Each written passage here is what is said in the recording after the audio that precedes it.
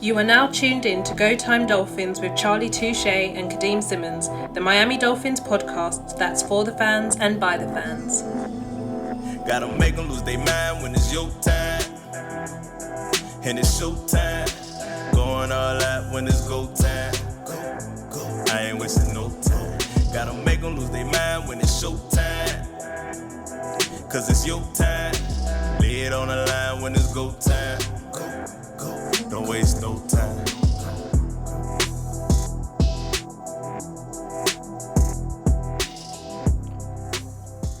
I've lived in London my entire life, and yet I made the biggest error on Sunday night. So I'm out. I'm at the London Hippodrome Casino. Made some new Dolphins friends, and Charlie, you know what it's like. You're out. You're in London. Football's on. You meet Dolphin fans. Hey, where are you from? When I mean, I met Dolphin fans who grew up round the corner to me, Charlie. That's how close they were.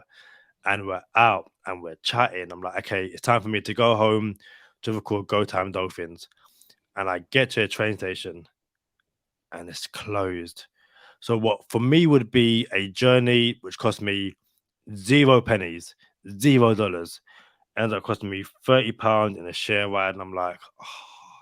So I made the biggest error. And that error, I feel like it's so Dolphins on this Sunday, in which, in my opinion, the Dolphins lost because of 2 errors, but 1 error in particular. So, Mr. Charlie Touche, after a 5-game losing streak, how are you? So I know what it's like to be out and about in London and come across random Dolphin fans and making them friends. Yeah. Yeah. Okay, that's funny. Yeah, man. Hippodrome is my spot, by the way. Like whenever I'm in London, that's the spot I go to. That's where I watch the games at. Yeah, I love the Hippodrome. That's the only spot I go to during football season. But what a day, what a day, what a day. What a way to bring in a new year, Christmas. Like, not how you want to start the new year, but it's Go Time Dolphins, the Miami Dolphins podcast that goes not only across the pond, but across the world. I'm your boy, Charlie Touche. I got my co-host, Kadeem Simmons, with me. It's always for the fans and by the fans. Your favorite podcast. I'm watching the game, Kadeem, and I'm not comfortable. But as the game goes on a little bit, I want to say maybe third quarter. Maybe, yeah, I want to say beginning. I'm not sure what quarter Teddy got hurt in. Third quarter. Yeah, so it's third quarter. I'm comfortable. I'm like, you know what? We're going to win this game. And I like it. And the Jets are going to lose. And we're going to lock in the playoffs. And we're going to make playoffs arrangements here on this podcast. Something we haven't done in ever on this podcast. We haven't had playoff arrangements. So I'm thinking, yeah, we're going to be good. I don't want to say minutes away from sending text messages to start making some arrangements, but at the same time, I'm starting to think, okay, what can we do? What should we do? Stuff like that. And then Teddy goes down. But we'll go back to the beginning of the game, Kadeem. You said something about how you felt about the game and one critical error. What error are you talking about? That pick six. Like genuinely, up until that pick six, I was okay. I was okay with the game plan. We ran the ball. There was nothing stupid. There was one pass which 100 million% should have been intercepted. Teddy threw deep. There was no one there apart from a Patriots player. But apart from that, we ran the ball. Teddy checked down where possible. The defense done okay. Special teams done okay, apart from Jason Sanders miskicked. But I was okay with the game plan. I was like, we know what it takes to win in Gillette Stadium in January were good. That pick six happened, and in my opinion, it changed the entire game. I was with two Dolphin fans, shout out Dom and Paul, and we were sitting there, standing there, going, "The game plan's okay. The game plan's okay. We're running the ball. Mike McDaniel hasn't gone away from the run." And in my opinion, and I haven't watched the game back yet, after that pick six, we stopped running the ball. And I'm just there going, Groundhog Day. Like, we keep on doing this. It's the same mistakes over and over again. And Charlie, I missed the victory visor. I miss it so much. It's before I hand it back to you. We joked about you haven't been on the podcast during the losing streak because last year it was just me. You were you was off ill.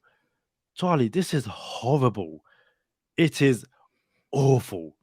We've gone from 8-3 to 8-8, and I hate it.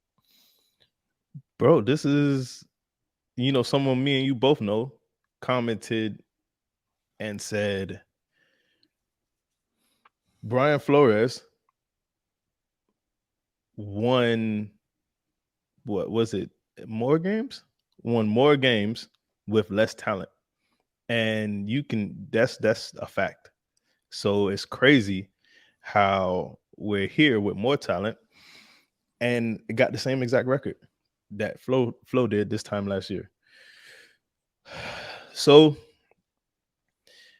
you was at the Hippodrome though when you met your friends? I was, yeah. Dang, I missed the Hippodrome, boy.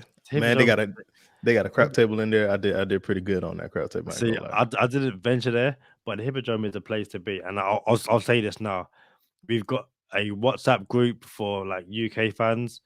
If you live in the UK, Keith, I'm looking at you, and you want to be part of this WhatsApp group, let us know. But we've already said, Jets next week, we are in the Hippodrome and we are going to be loud. Like, we can't be at the game, but we're going to do what we can from London. Hippodrome is the place, man. And also, I didn't get so drunk that I threw up this time, so perfect. Bro, Kadeem. So the game starts, and on the third play of the game, Raheem Mostert fumbles the ball. And they didn't call it a fumble because the Patriots recovered, correct? Yes. Patriots did not challenge. That could have just changed it all from the beginning, right?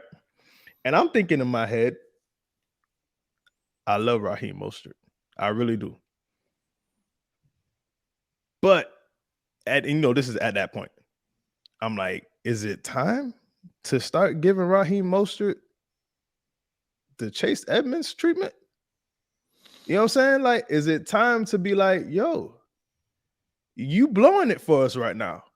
You know what I'm saying? If you look back at the fumble against the Packers, that is the beginning of the end for the Dolphins when Raheem Mostert fumbled that ball. I don't want to go too in on this because it didn't do nothing, but then Raheem Mostert ran the wrong route.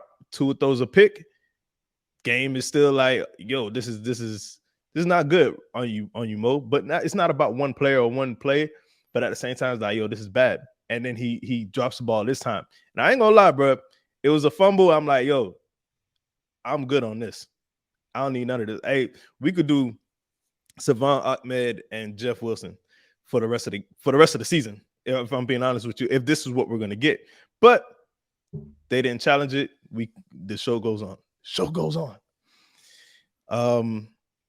But then I want to say about, I think it was the same drive, which is maybe 2-3 plays after that.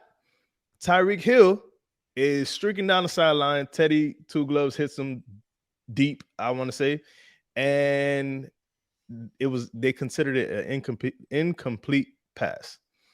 And I'm looking, I'm at the wing spot, so there's like all the games on, and I'm in Texas right now, so the Houston game is on audio, so I can't really hear what's going on the Dolphin game. And I'm just, and in a way, it's better because I can say my opinion without it being influenced by the announcers. So I'm watching the game. I'm like, oh yeah, that's a fumble. Just looking at the motion play, and I'm looking at Tyreek Hill, no audio, just looking. Oh yeah, that's a catch. You know what I'm saying? I thought they called it a catch, and then turns out they didn't call it a catch. I'm like, oh yeah, that's a challenge. Like we're gonna challenge this. Now I still didn't have any influence because I've been out all day, and we're starting to record. Well, I say start to record. We record now on game days, so I haven't watched the game back. We usually do whatever we got to do if we're out and about. We come back and we chop it up.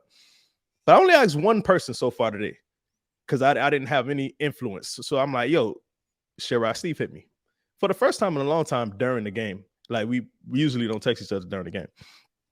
And I said, hey, bro, did you think that Tyreek Hill catch was a catch? Am I tripping? And I'm going to ask you the same thing. Did you think the Tyreek Hill play was a catch? Dude, that's a catch, man. Like, so you're gonna hear Dom and Paul quite a lot. Me, Dom and Paul were like, yo, that's a catch. And I saw it as a catch as he catches it, he's got his right foot down. Or he's got a foot down. A foot down. So he's got a foot down. And then he gets another foot down.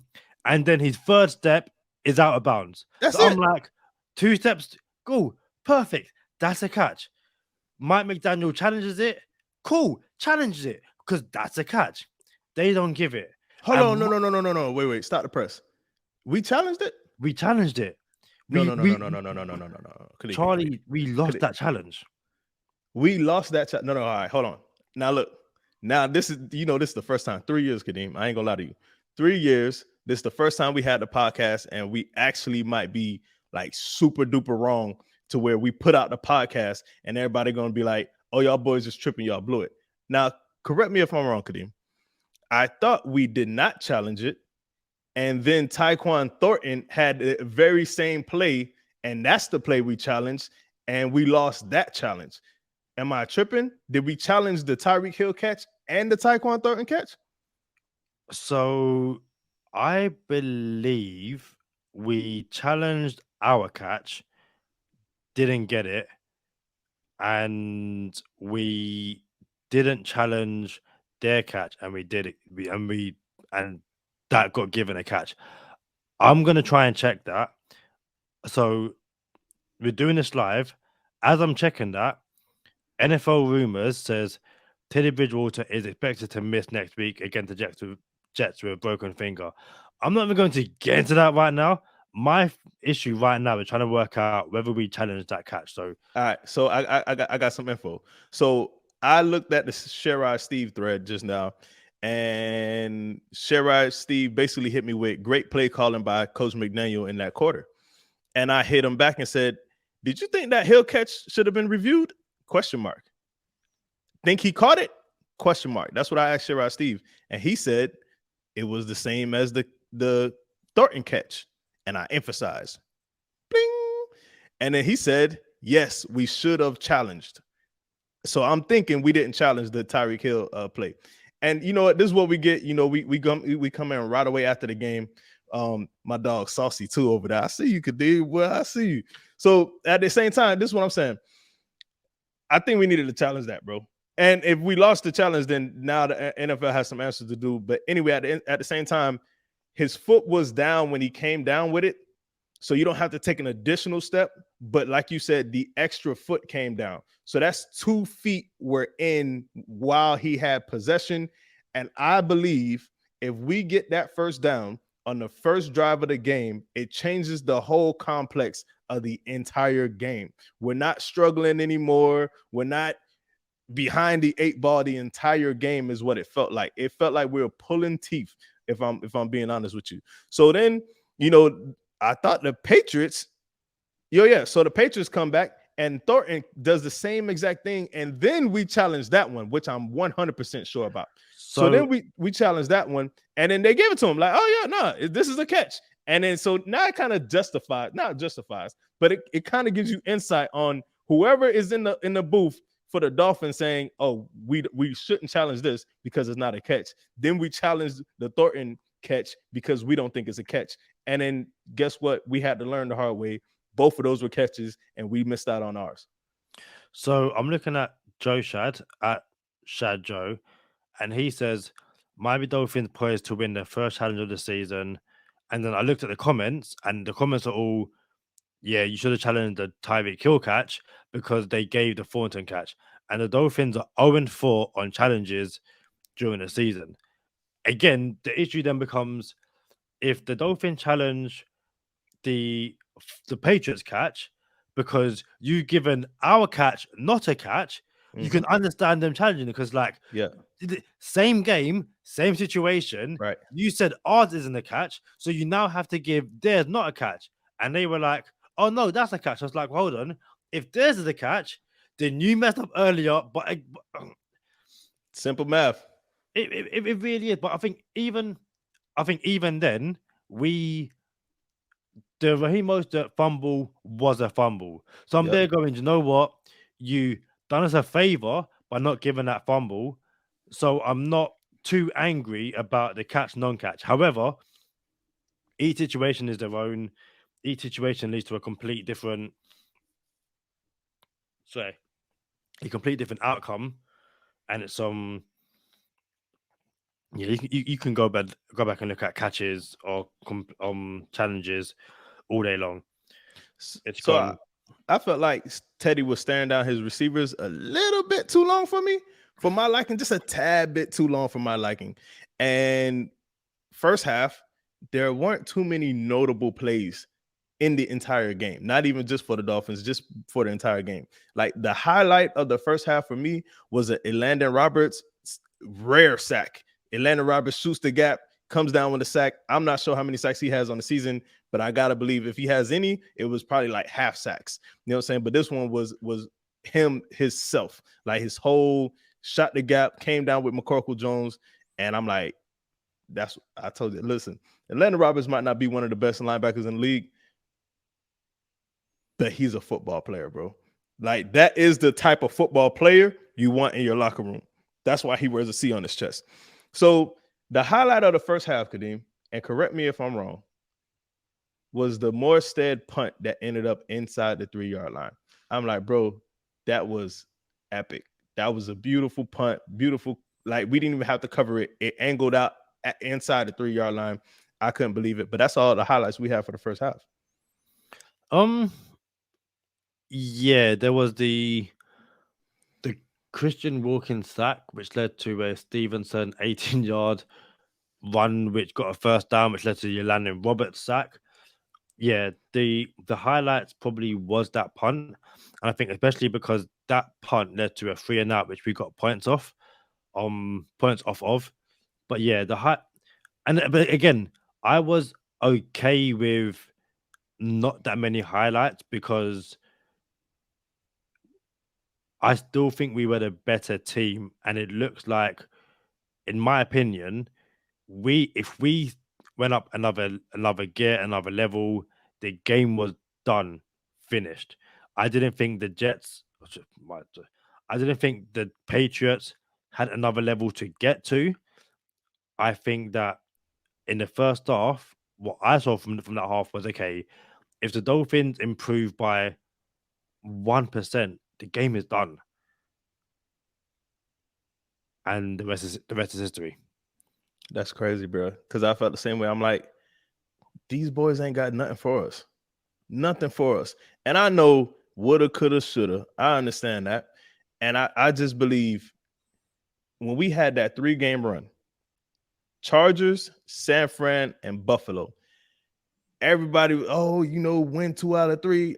Yeah, I hope we win 2 out of 3. I hope we get that first one too, right? That way you have wiggle room and all the other good stuff. You don't have to go to Buffalo and try to win in Buffalo. And I'm like, yo, I just want to win one of these games. Can I get one of those 3 games? And I know we're going back. And the next thing I got is we're 1 game out of the playoffs again. 1 game out of the playoffs again. And here we are, and I'm just looking at the season that has gone by so fast. Like it's about to be the end of the season, and it's crazy to me to think about it. Like, dang, one game we couldn't come up with one win somewhere. Like that Buffalo win, we couldn't get it. The Bengals, the Jets, Minnesota, all three of those games were right there for us.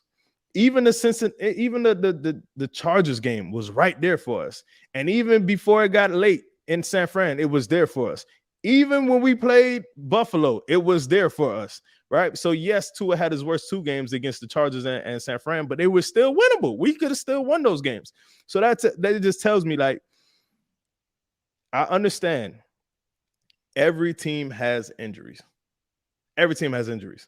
And before the game today, you know, we're in the group chat, Kadeem, where we're like, yo, Teron Armstead's out, Teron Armstead, Tua, Xavier Howard, who else was out? Bradley Chubb. Bradley Chubb was out. Liam Eichenberg started. I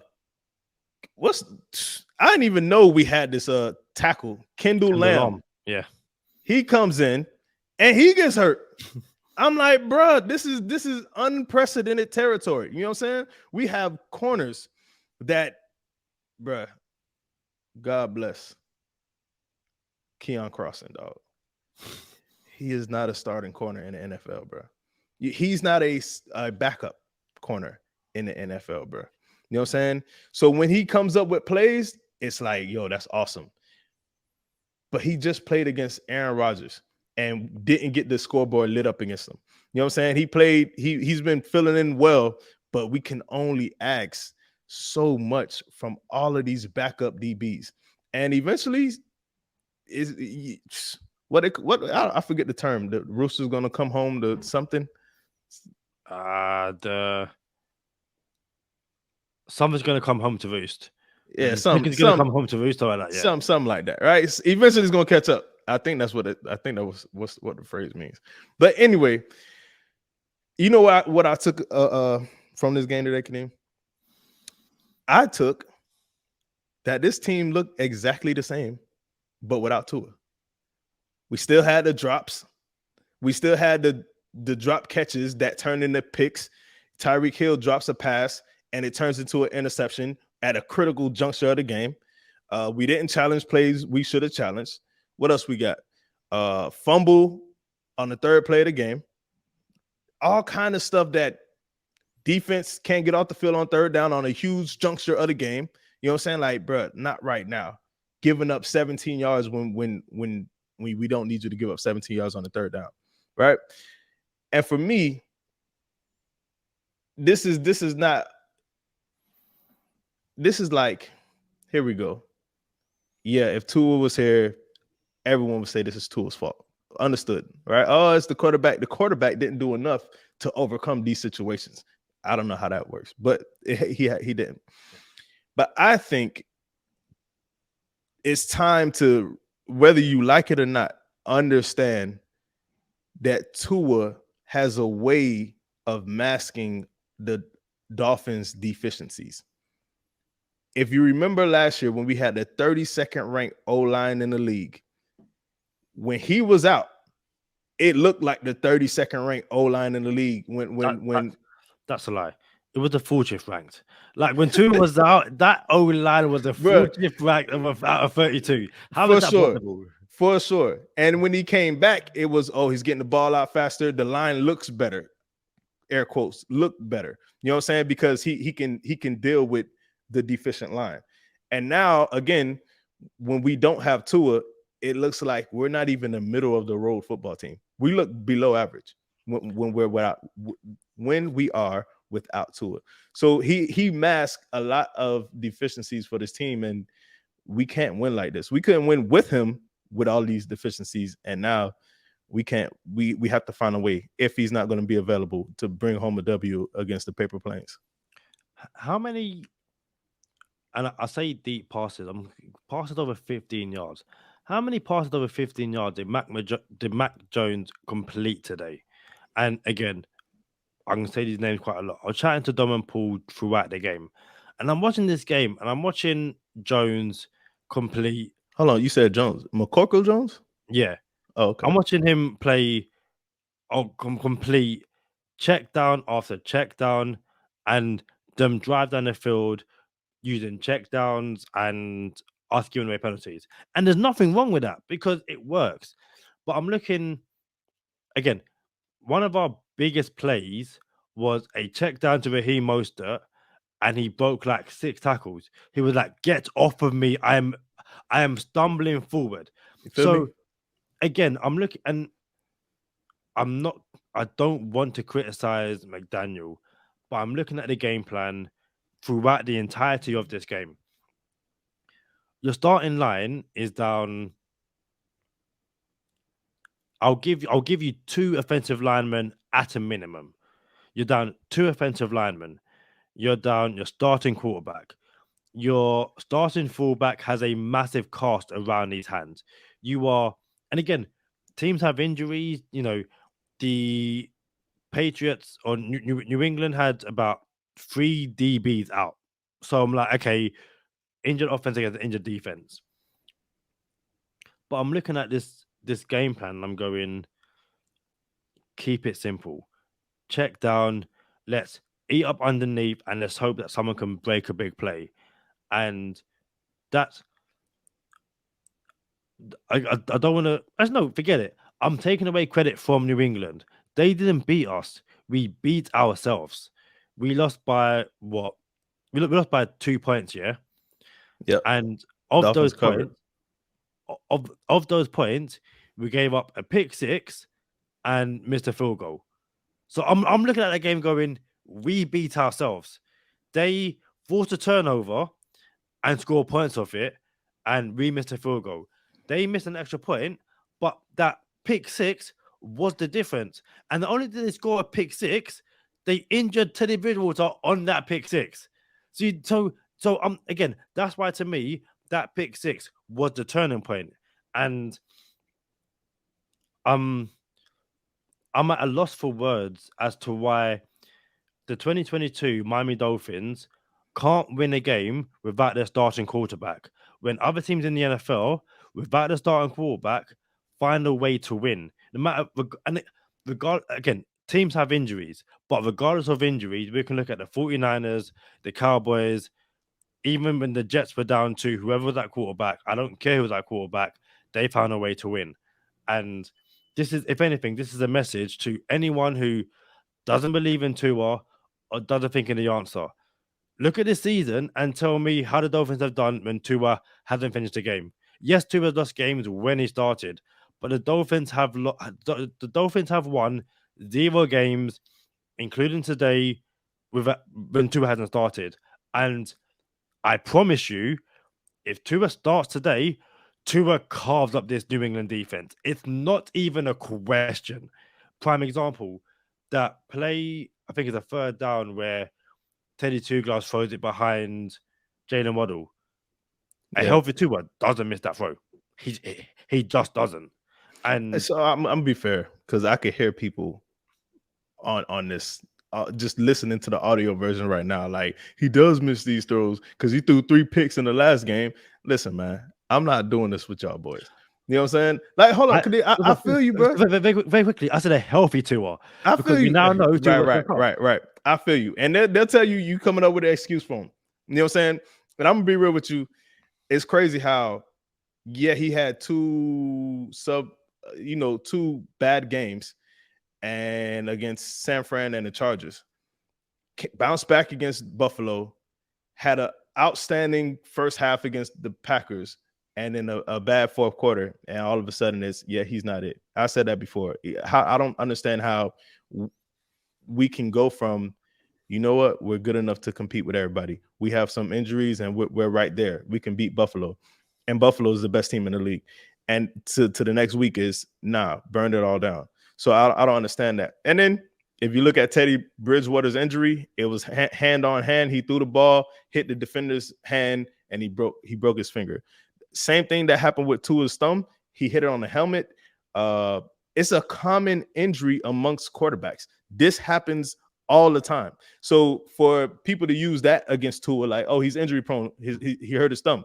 All right, bro, Every quarterback, I think wasn't Dak out with a thumb injury this year? Yeah. You know what I'm saying? Like every single quarterback in the NFL has had the same injury before. It's common. But you talked about not starting and not having a backup quarterback, bro. For all the people who wanted to see Skylar Thompson, like, oh, I want to see Skylar. I want to see Skylar. Put in Skylar. Skylar over Teddy. Skylar's over Tua, right? All the good stuff. I'm gonna be real with you, Kadeem. When Skylar came in, and I like Skylar, by the way. When Skylar came in, I had zero hope in Skylar. And I don't understand why. And I'm not saying he's trash, because I'm the same person that said we should keep Skylar next year as the backup because he has the potential. But today, he's just not ripe. It's almost like, if you're from South Florida, you got mangoes, we got mango trees down here. You know what I'm saying? You got to wait for the season. You got to wait for it to ripen up. You know what I'm saying? If they too green, they're too green. You got to wait for it to turn. And Skylar just isn't there yet. You know what I'm saying? So I do believe in Skylar, just not right now. And I don't understand for the life of me, Kadeem, why McDaniel doesn't run Skylar more. Like, designed quarterback sweep. You know what I'm saying? Like, let's go. You know what I'm saying? Like, draw plays. Maybe because, this is our third quarterback, so we start running him. Who's going to come in from? Maybe that's his thought process. And I can understand that. But, it was a crucial second and 9. Crucial. 2nd and 9. Skylar puts it on Teddy. I'm sorry. Skylar puts it on Trent Sherfield. And it was a blatant drop. And this reminded me of the touchdown that Trent Sherfield dropped. And I'm like, dang, bro. 2nd and 9. I want to say we were down 2 at the time. And we're driving during this drop. I'm like, if we could get in field goal range, and I talk about field goal range because we missed the field goal. We lost by 2 points. So many places in this game we wish we could have back that we can't have back, and it just would have been a different game if you complete one of these plays, one of these drives. You know what I'm saying? Like, and we just didn't make it happen. What you got, Kadeem? So, you are a longer NFL fan than I am. So, Okay. I see Skylar Thompson coming to the game. I'm thinking not that we've run the ball well, but we've run the ball today. I'm thinking we aren't down multiple scores. At one point we were, but at the time I was like, we're not down multiple scores. I want to say we're down 2. Yeah, but I'm saying, let's run the ball and let's see where that gets us. And again, I feel like McDaniel went, oh no, we have to pass. And I'm like, no, because if you run the ball, it opens up play action. And especially Skylar Thompson, a play action of a bootleg, he can scramble for a first down or scramble for yards. Mm-hmm. The touchdown pass to Mike Gesicki, I'm there going, run that in. Run it. But he passed it, touchdown, fair enough. But I'm at a loss for words as to why for the past 3 weeks, Buffalo, Green Bay, and now the Jets, we've abandoned the run at times when we haven't needed to abandon the run. And I don't understand it. And again, especially when, hey, you're down to your third string quarterback, who's a 7th round rookie. Let's really lean on Raheem Mostert and Jeff Wilson. Not just that, like the Tyreek Hill touchdown we scored was a nice little trick play. And again, that's why I'm so annoyed, because I feel like up until the pick six, and Teddy went out injured, I was completely fine with the game plan. It was gritty, it was rough, it was back to basics. But again, I was chatting to Paul, shout out to Paul. At one point when we was up 4, it was 14-10. I was like, if we score a touchdown, this game is done, because the Patriots were not scoring over 10 points. They were not doing it. And I was sitting there going, the only way the Patriots win that game is if we give them points. And we gave them a pick 6. And at that point, and even when we went down, like it's just so jarring. And I know we're going to speak about the Jets during the week. The Jets are now out of the playoffs. They can't make the playoffs. The season is finished. But we're going into the final game of the season where, if we're realistic, it's Skylar Thompson against the Jets team who, let's be honest, they're going to want to make sure that we are but just as down and out as they are. Like, it's not like it's a team who's like, oh, we're not in your division, we don't really care. You win, it is what it is. The Jets are going to love or going to want to try and ruin our season. And I just don't understand that this was a winnable game. Even with Skylar Thompson, this was a winnable game. And at some point, we just got away from what was working. And it's been like that for the past 3 weeks. So we're one game out of the playoffs. And in 2 games this season, we've been down to our 3rd string quarterback, and we lost both of those games. You got to imagine if you have your starting quarterback in one of those 2 games, you probably get that win. But that's not how this game works. Dolphins lose 23-21 to the Patriots. 8-8. You are what your record says you are, unfortunately. And one thing I can say for sure, Kadeem, the Miami Dolphins may have taken the wrong quarterback in the 7th round. I hope y'all wasn't talking about y'all ain't think I was talking about. You're commenting right now.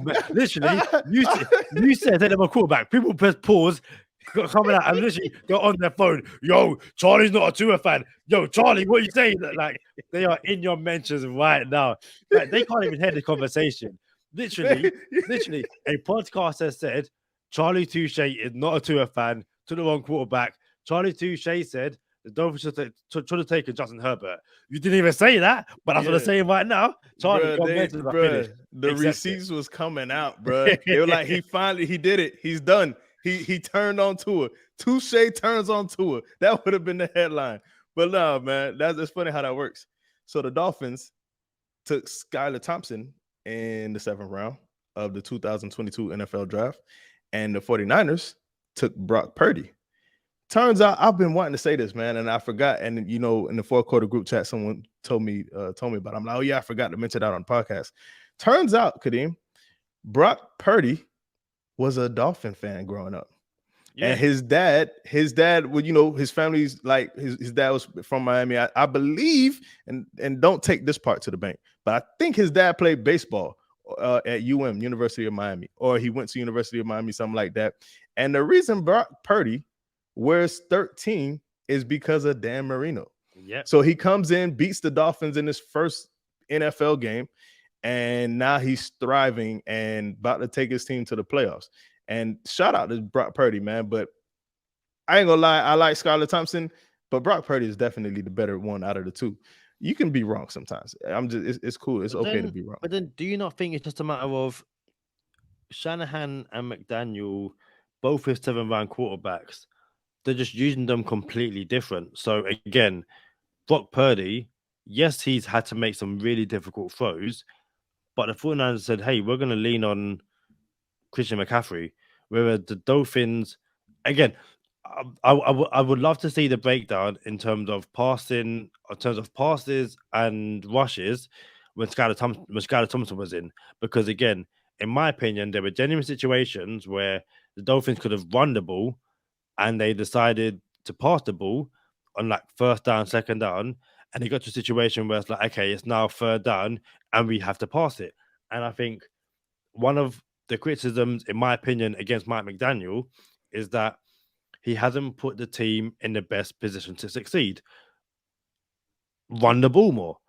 Like, there's been, and I said it earlier, I'll say it again. You're down to your 1st string quarterback who hasn't taken 13 reps this week.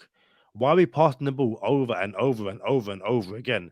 The game isn't okay. Yes, when we were down, 10 or 7, whatever we were down, I can understand passing the ball because you're trying to get back into the game. Up until then, even when Skylar Thompson's in the game, let's run the ball. It happened earlier in the season with Teddy Bridgewater, with Skylar Thompson. Mike McDaniel, bless his rookie head coach heart. It's just a matter of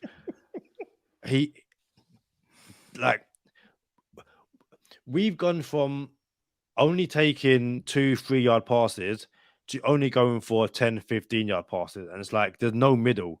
Like, again, I said it when I was in Hippodrome. We've gone from only throwing screen passes with Adam Gase to never throwing screen passes. And I feel like we have the players who we can turn. Again, the screen pass to Jalen Waddle in the end zone against the Raiders, that's stupid. What are you doing?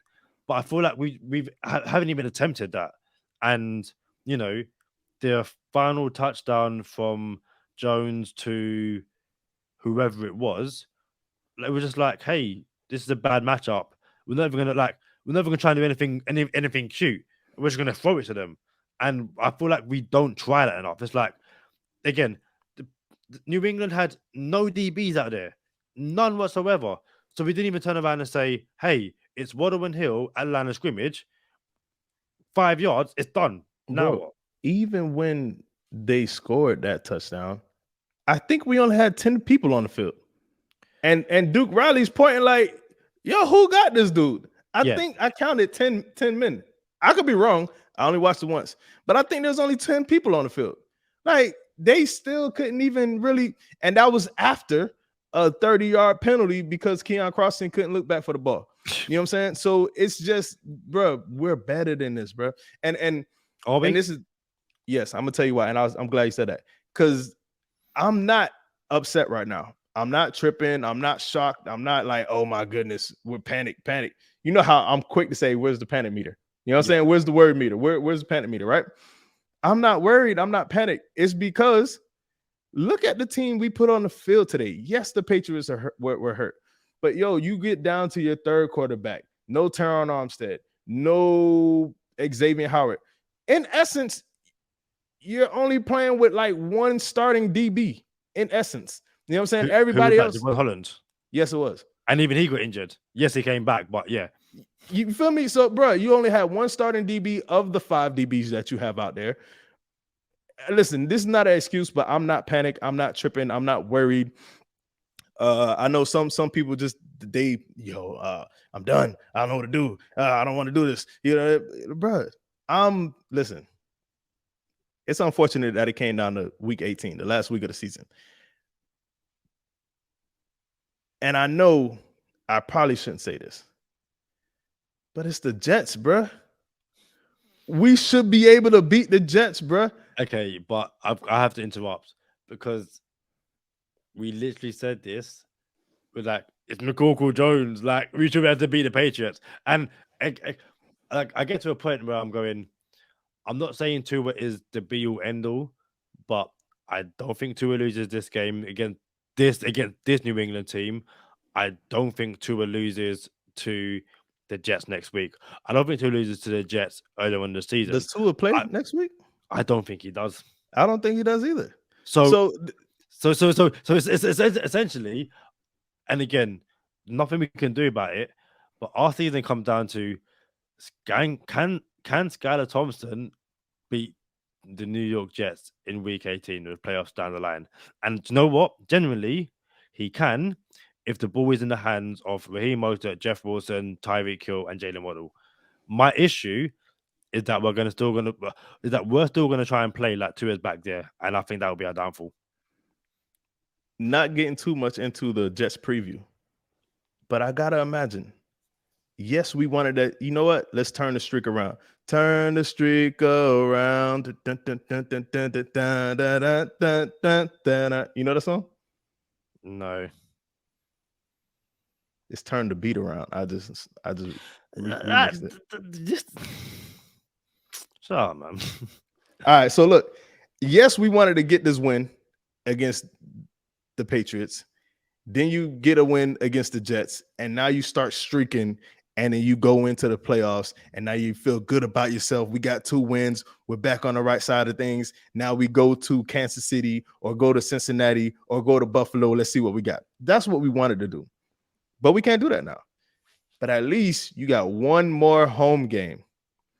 You can win in front of your fans. Have the crowd going wild, clapping it up. The game is over in the third quarter. Everybody's cheering. It's signs. oh, we're going to the playoffs. You know what I'm saying? You feel a little bit better, not as good as you could have if you went on a 3-game win streak or a 2-game win streak. Now you're playing for your playoff life. I don't love it. I also don't think Tua plays, but we'll find out. And all that being said, is do or die, sink or swim. What other wordplay do you got for that? Do or die, sink or swim, all or nothing. Where you at? Wet the bed or go home, or something like that.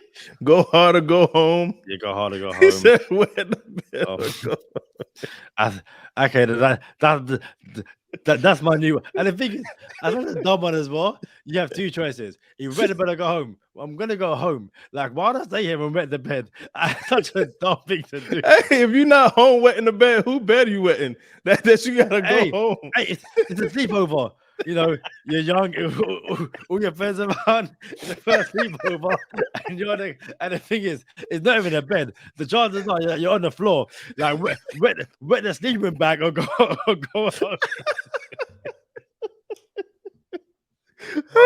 You better go home. That's the one thing I love about this show is that we're a 5-game losing streak and we're doing man here just laugh because it's again if you're not gonna laugh then what are you even doing? You know what this means, Kadeem? What's the streaks? 3-game winning streak, 3-game losing streak, 5-game winning streak, 5-game losing streak, 5-game losing streak. You know what that means, Kadeem? It's time to start streaking in the right way, and what better time to start than now? You win now, you go on a streak now. What better time to start streaking? So we're about to get into bonus time. I had a good laugh. That was a good laugh. I ain't gonna lie. Y'all know what time it is. Stay positive, test negative. For Kadeem Simmons, I'm Charlie Touche. Thank you for tuning in this time. Make sure you catch us next time on Go Time. Already. Gotta make them lose their mind when it's your time. And it's show time. Going all out when it's go time. I ain't wasting no time. Gotta make them lose their mind when it's show time. Cause it's your time. Lay it on the line when it's go time.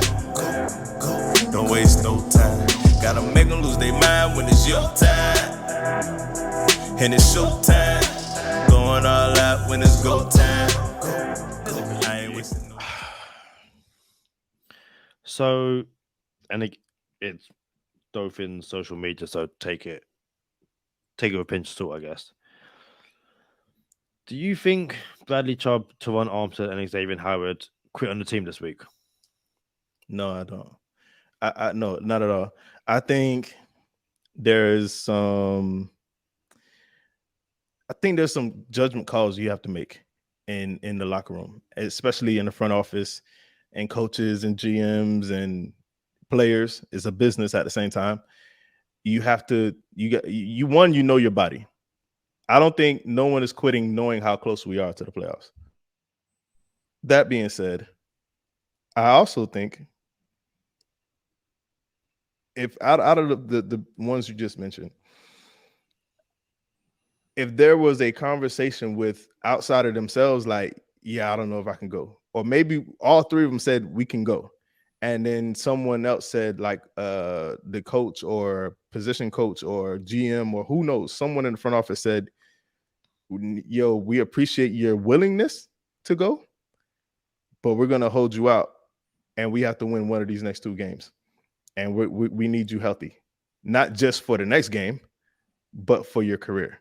Whatever these injuries are, and we don't know the magnitude of any of them, but at the same time, it's still a business and you got to look for the future as well as the right now. So I don't think no one quit yet. Honestly, and I don't think no one will quit. I think we're down to the wire. I like the captains on this team, and we're about to find out. I don't want to say we're about to find out what we're made of, because we might have already found out what we're made of, and it's not a winning formula. Yeah, I think, it's social media, but it's also what some fans think. And I think especially aimed at Teron Armstead, dude, he's not the guy to say that he quit on this team, because that guy had been playing with injuries essentially since week 1. It's, we thought when he hurt his pec a couple of weeks ago, he was done. he came back with like, yo, I'm playing. We thought he was done with his toe. With like, yo, this is a wrap for him. And I think, you know, even you yourself, you know, you're not the biggest X fan, you know, lose a limp and stuff like that. This isn't the Dolphins of a couple of years ago. This is the Dolphins team which essentially, had they won today, they're in the playoffs. Like that's not the team you quit on. You like if you want to quit on a team which is going nowhere, not reaching the playoffs, and you have nothing to play for, then cool, fair enough. That's another issue. But and again, I understand it's fans are emotional. Fans are annoyed. Fans are angry on a 5-game win streak. I will genuinely say, anyone who wants to go on social media and at players and tell them to F off or anything like that, you're an idiot in my opinion. Like, you don't need to do that. It's one of them things where, yes, you can be angry, but to like what someone once said that, you know, Twitter is a situation in which you're essentially shouting into someone's kitchen window. Like, if you want to go into shouting someone's window and tell them X, Y, and Z, then cool, fair enough. But I genuinely believe that if those same people who are attacking Chubb, Armstead, and Xavier Howard, if you saw them on the street, you're acting completely different. Like, keep that same energy. And no, I don't think those 3 players quit. I think those 3 players were game time decisions, and it was like they can't go. And I also think it gets to a point where,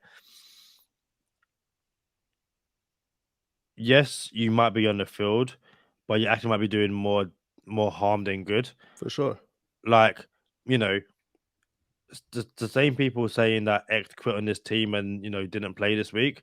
If X did play and got beat for a 70-yard touchdown because he couldn't run, they would have told him that, you know. So it's hit and miss. At the end of the day, the Dolphins had enough talent on that field, in my opinion, to beat the Patriots. And the Patriots didn't beat the Dolphins. The Dolphins beat the Patriots. But listen, it's hopefully you get all those guys back. If there's a will, there's a way. You get Tua back next week and you beat the Jets. If those guys can't play for whatever reason, I still believe you have the better talent to beat the Jets. But, you know, it's put up or shut up. And, you know, our 8-3 record gave us a big enough cushion that we can lose 5 games in a row and still have a chance at the playoffs. That cushion's now gone. It's now win or spend the next 7 months, you know, at home, do whatever you want, I guess.